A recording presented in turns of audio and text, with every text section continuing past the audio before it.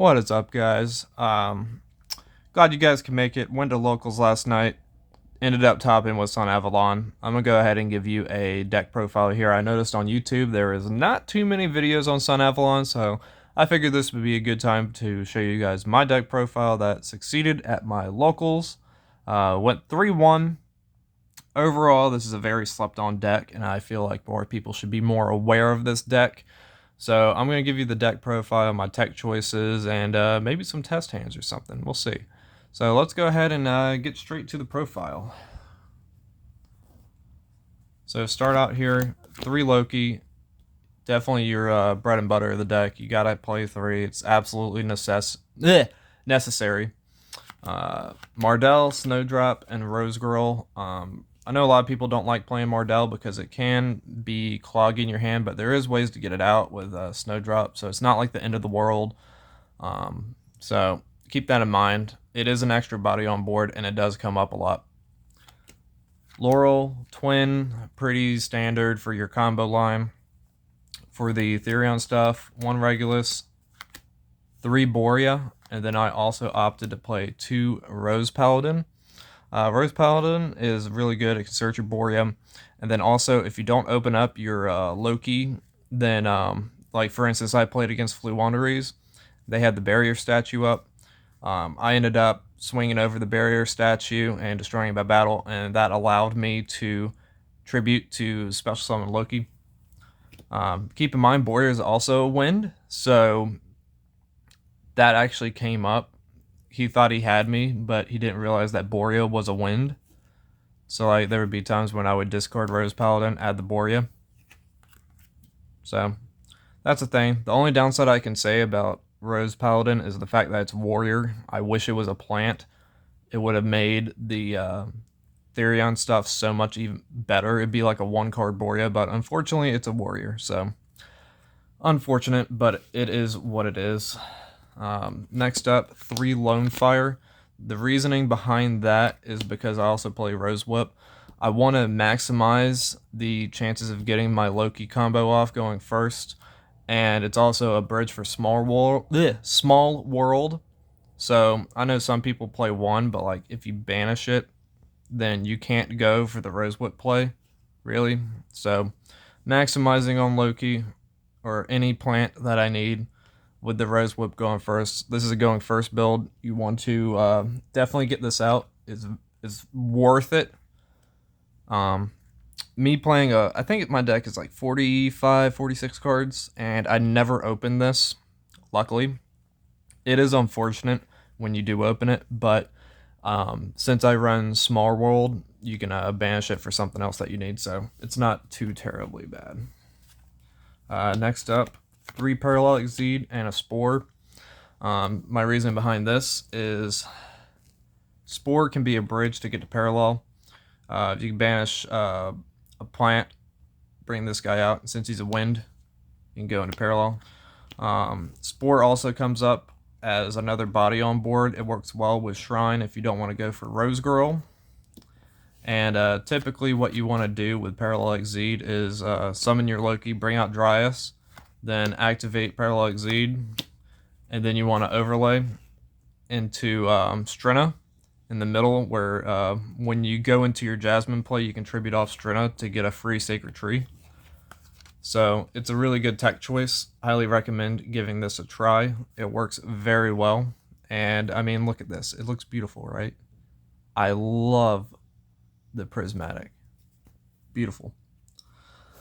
Next off, we have 3 Ash, 2 Veiler, and Lava Golem. Effect Veiler comes in handy a lot, and it can be a bridge as well with Small World. Same with Ash and Lava Golem, since they're fire, Lone Fire can get to them through Small World. So going second, this card can be pretty good. So that's it for the monsters. Onto the spells and traps. So to start things off, we're gonna go your 3 Unexpected Die. Pretty self-explanatory. Going first, you play this. You can play around Ash. 2 Painful Decision. Now, when we start seeing sprites and 2 elements, I may bump this up to 3 just in case, because having 1 engrave is really good. Yeah, definitely gonna bump that up to 3.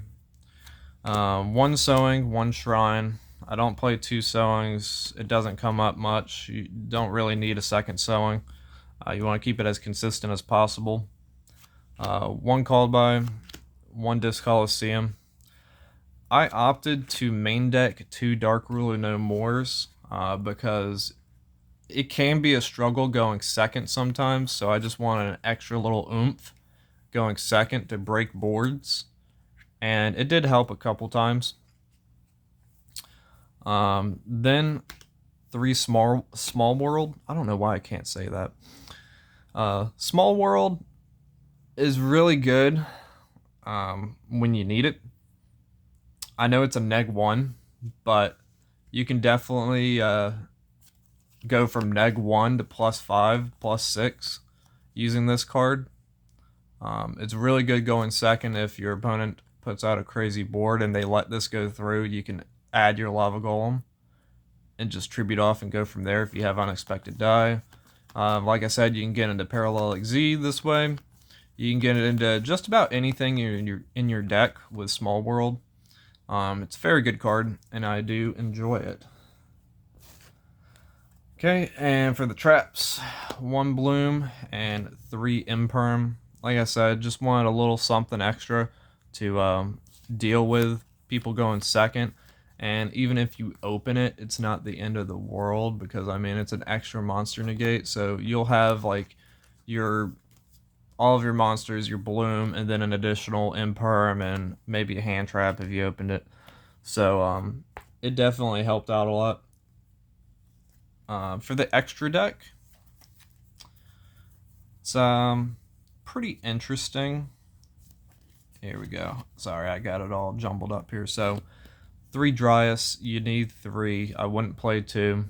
This is like your big link monster that you mainly go into. If the first one gets asked, you need the other 2.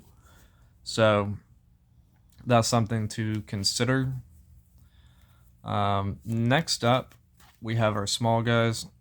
1 Thrasher, 2 Healer. I run 2 Healer because you can go for the triple search with Jasmine play, which I may showcase here. For your other guys, you have 2 Jasmine.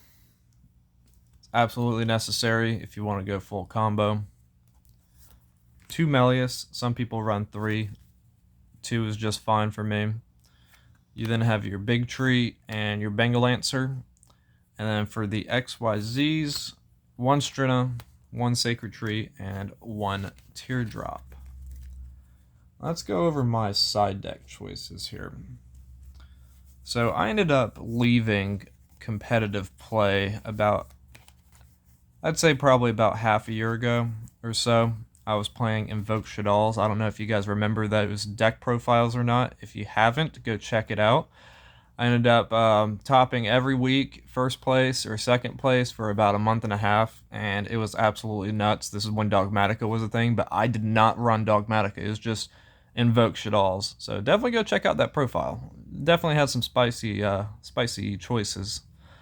But for my side deck choices, I went with 3 Rivalry, because this is a plant-based deck. This hurt Punk so bad because he couldn't go into his main cards. That really hurt him.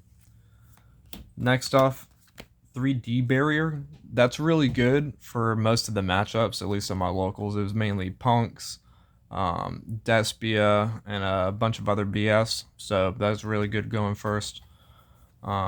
Another good going first card that I wanted to see to out anything crazy, 3 Judgment. Like I said, it's an extra negate. If you open it, that's just even better if you go full combo. Then for going second, 3 Raigeki. There's a lot of flu running around. And there's also a lot of a lot of everything really that just like dies to Raigeki. And then finally the third Dark Ruler, Harpy's Feather Duster, and Twin. That was my personal choices for the side. Now, as far as the deck itself is pretty good. So I'm going to go ahead and do a couple test hands here, and we're going to see what happens. All right, I'm going to put my side deck over here. Going to shuffle it up good here.